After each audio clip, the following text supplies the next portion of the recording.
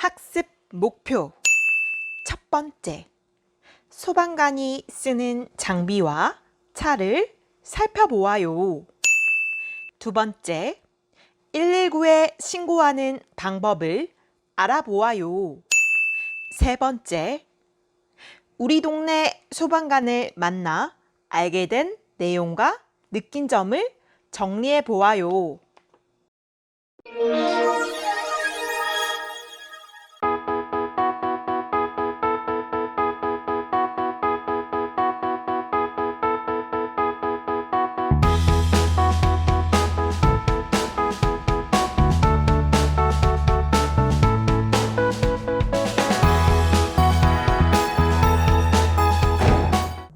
소방관님, 출동 잘 다녀오셨어요?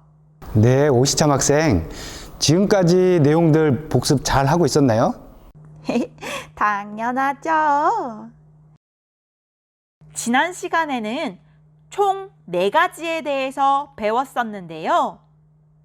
첫 번째로 소방관이 하는 일, 두 번째로 우리 동네 소방서와 위치, 세 번째로 소방차와 소방장비, 네 번째로 소화기 사용법에 대해서 배웠었어요.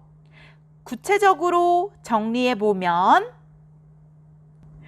소방관이 하는 일은요, 총 3가지가 있었는데요. 첫 번째, 불을 끄는 화재 진압. 두 번째, 아픈 사람을 위험한 곳에서 구조. 세 번째, 아픈 사람을 병원으로 이송하는 구급이 있었고요. 우리 동네 소방서와 위치에서는요, 우리 동네 소방서가 총 몇 개 있을까요? 총 6개의 소방서가 있음을 배웠었는데요.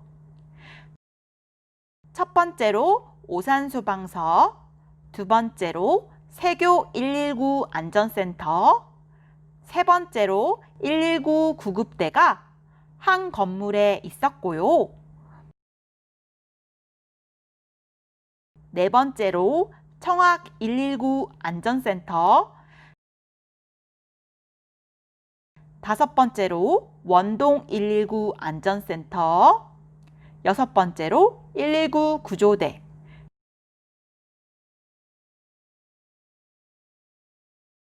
이렇게 총 6개가 있었어요.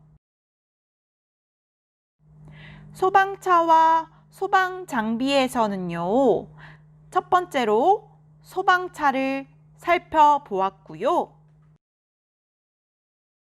두 번째로 소방장비 3가지를 살펴보았어요. 첫 번째로는 방화복, 두 번째로는 공기호흡기, 세 번째로는 관창을 배웠고요. 소화기 사용법은 첫째, 바닥에 소화기를 내려놓아요. 둘째, 레버를 잡지 않고 안전핀을 뽑아요. 셋째, 앞에 호스를 빼요.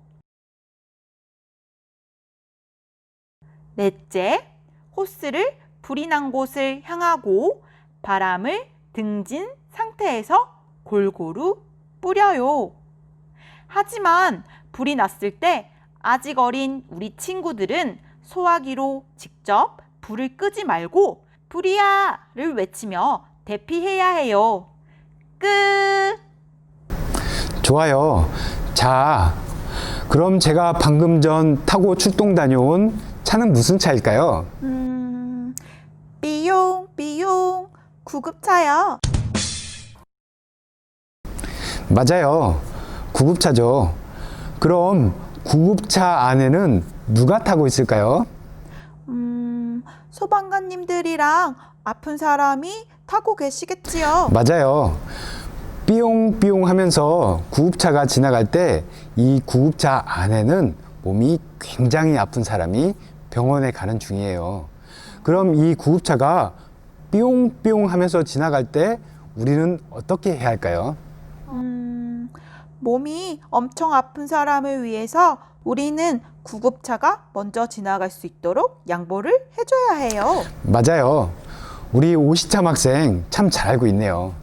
혹시 삐용삐용 하면서 구급차가 지나가면 우리 모두 구급차가 먼저 지나갈 수 있도록 꼭 양보해 주세요. 네. 네, 좋아요. 자, 이 구급차 안에 무엇이 있는지 궁금하죠?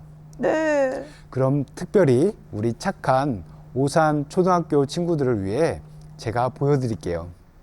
그럼 따라오세요.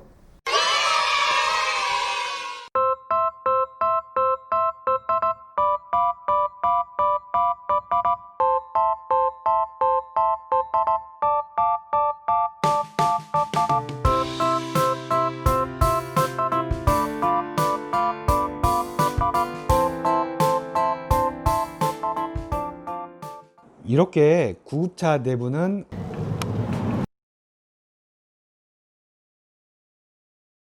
의약품과 아픈 사람을 처치할 수 있는 의료기계와 환자가 누워있을 수 있는 이동이 가능한 주들것이 있어요. 이 주들것을 집까지 이동하여 아픈 사람을 여기에 눕혀 구급차까지 오는 거예요. 근데 이건 뭐예요? 아, 이건 음압장비라고 하는 건데요. 최근에 코로나19 환자는 이 주들것에 음압장비를 씌워서 환자를 이동시키는데요. 어때요? 안전해 보이지 않나요? 우와, 저도 들어가 볼래요.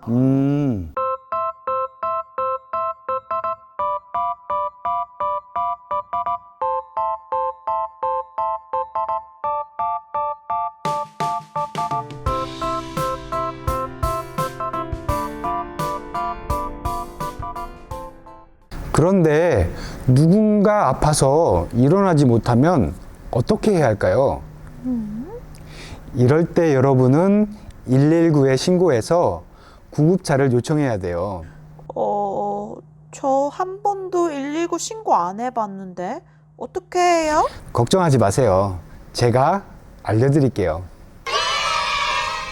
119에 신고하는 방법. 첫 번째, 119에 전화하기.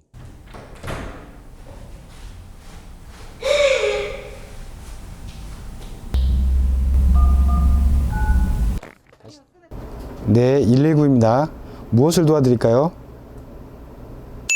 두 번째, 사고 상황을 짧고 정확하게 설명하기. 친구가 아픈데 어른들이 없어요. 도와주세요. 세 번째, 사고 장소 알리기. 주소가 어떻게 되죠? 여기는 오산시 안전아파트 119동 1004호예요. 네 번째, 소방관의 말에 따르기. 네, 구급차와 구급대원이 곧 도착하니까요. 침착하게 동생을 돌봐주고 있으세요.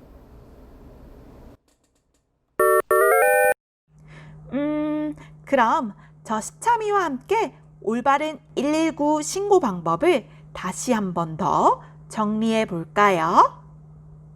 첫 번째,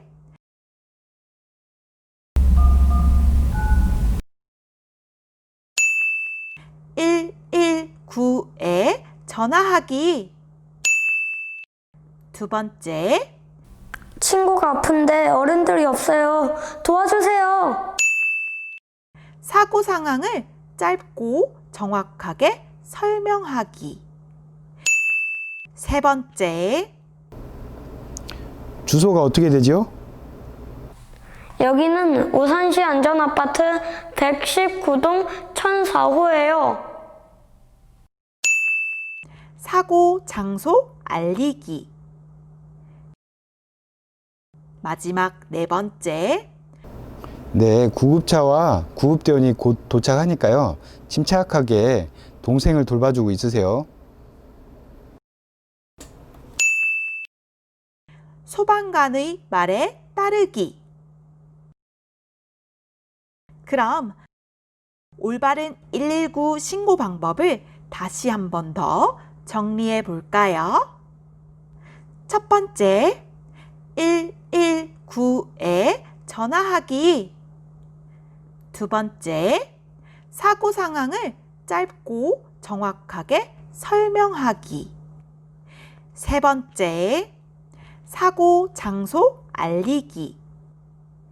마지막 네 번째, 소방관의 말에 따르기. 끝!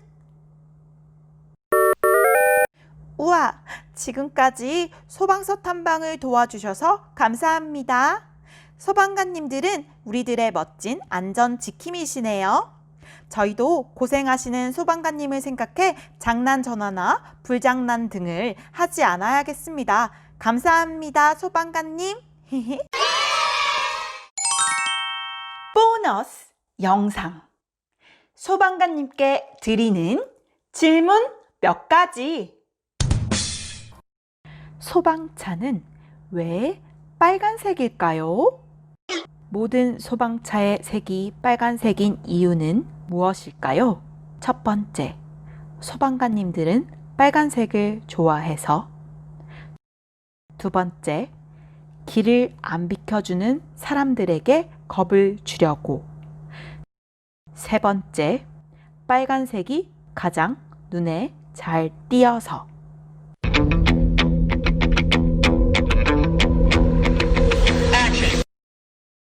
정답은 세 번째, 빨간색이 가장 눈에 잘 띄어서. 소방차가 모두 빨간색인 이유는 빨간색이 급해요, 급해 라는 뜻을 담고 있기 때문이랍니다. 또 빨간색은 여러 가지 색 가운데 눈에 가장 잘 띄는 색이에요. 그래서 소방차가 보이면 사람들이나 차들은 재빨리 자리를 비켜주어 소방차가 좀 더 빨리 불난곳으로 달려갈 수 있도록 한답니다. 소방관님들의 역할은 무엇일까요? 네, 진압대, 구조대, 구급대로 나뉘는데요. 가령 건물에 불이 났고 사람이 갇혀 있는 상황일 때를 예로 들어 보겠습니다. 우선 진압대가 불을 끄고 구조대가 건물에 들어가 사람을 구조하고,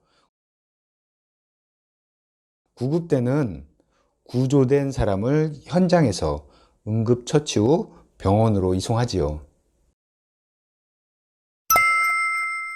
가족들과 함께 할 수 있는 화재 예방법은 무엇이 있을까요? 화재의 60% 이상은 사람들의 부주의 때문인데요. 즉, 전기를 잘못 사용하거나 가스불을 잠그지 않고 외출하기, 불장난하기, 불이 덜 꺼진 담배꽁초를 함부로 버리기 등으로 화재가 발생하는데요. 화재의 원인에 대해 조금만 더 관심을 갖고 주의를 기울여서 화재가 발생하지 않도록 합시다. 꼭 기억해 주세요. 소방관으로서 보람은 무엇인가요? 대부분의 사람들은 많은 직업 중에 소방관이라는 직업을 매우 위험한 직업이라고 생각하는데요. 물론 위험할 때도 많지만 그만큼 소방관들은 훈련과 교육을 많이 받아 생각보다 위험하지 않아요. 여러분들도 저와 같은 소방관이 되어 응급상황의 사람들을 도와주고 생명을 살리는 그런 일을 해보고 싶지 않나요?